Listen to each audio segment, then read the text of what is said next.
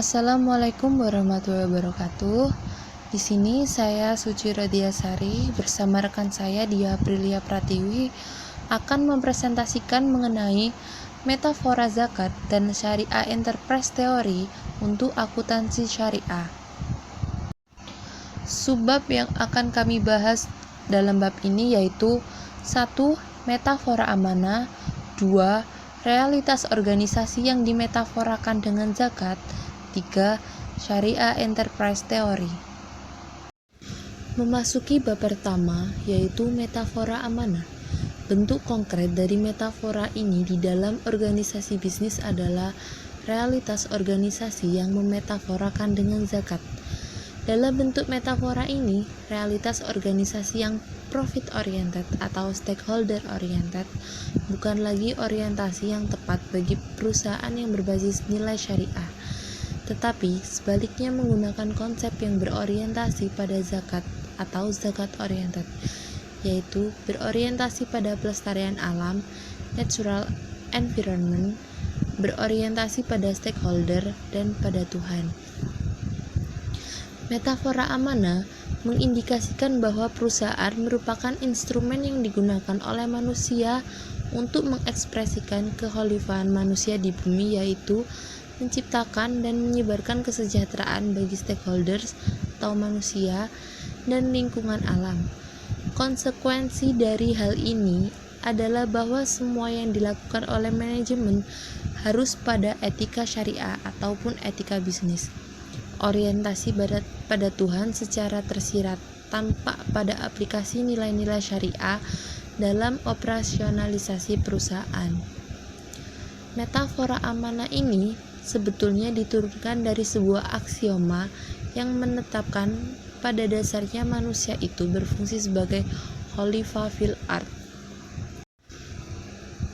Dengan fungsi ini, manusia mengemban amanah yang harus dilakukan sesuai dengan keinginan pemberi amanah.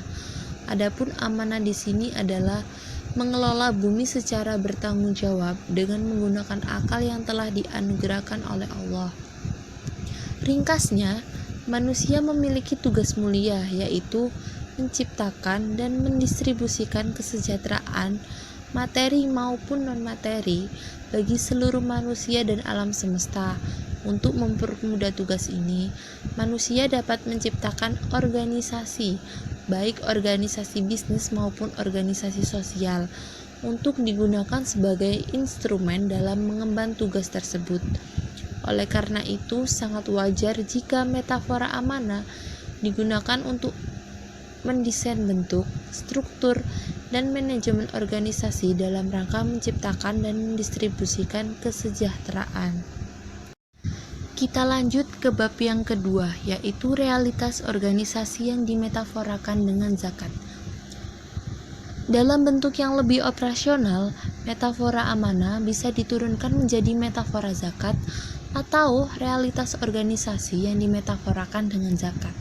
Ini yang artinya adalah bahwa organisasi bisnis orientasinya tidak lagi profit oriented atau stakeholder oriented, tapi zakat oriented, environment, dan stakeholder oriented. Dengan orientasi zakat ini, perusahaan untuk mencapai angka pembayaran zakat yang optimum. Dengan demikian, laba bersih atau net profit tidak lagi menjadi ukuran kinerja atau performance perusahaan, tetapi sebaliknya, zakat, environment, dan stakeholder menjadi kriteria untuk kinerja perusahaan. Metafora zakat secara ideal teori akuntansi syariah harus dibangun berdasarkan pada konsep nilai zakat. Artinya, akuntansi syariah tidak terbatas pada mengalihkan orientasi profit ke orientasi zakat, tetapi yang lebih fundamental adalah penggunaan konsep nilai zakat sebagai basis konstruksi teori akuntansi syariah. Konsep nilai zakat yang dimaksud di sini misalnya tidak terbatas pada yang disebutkan keseimbangan antara sifat materialistik dengan sifat spiritualistik, egoistik, dan altruistik, maskulin dengan feminim, dan seterusnya. Penggunaan metafora zakat untuk menciptakan realitas organisasi dengan beberapa makna. Yang pertama, zakat mengandung perpaduan karakter kemanusiaan yang seimbang antara karakter egoistik dan karakter altruistik. Karakter egoistik memiliki simbol bahwasanya suatu entitas tetap diperkenankan untuk mencari laba, lalu sebagian laba yang didapat dialokasikan sebagai zakat. Kemudian karakter altruistik memiliki makna bahwa entitas juga memiliki rasa kepedulian yang besar kepada kesejahteraan umat manusia dan alam lingkungan, yang mana semua ini sudah terbayang dalam zakat itu sendiri.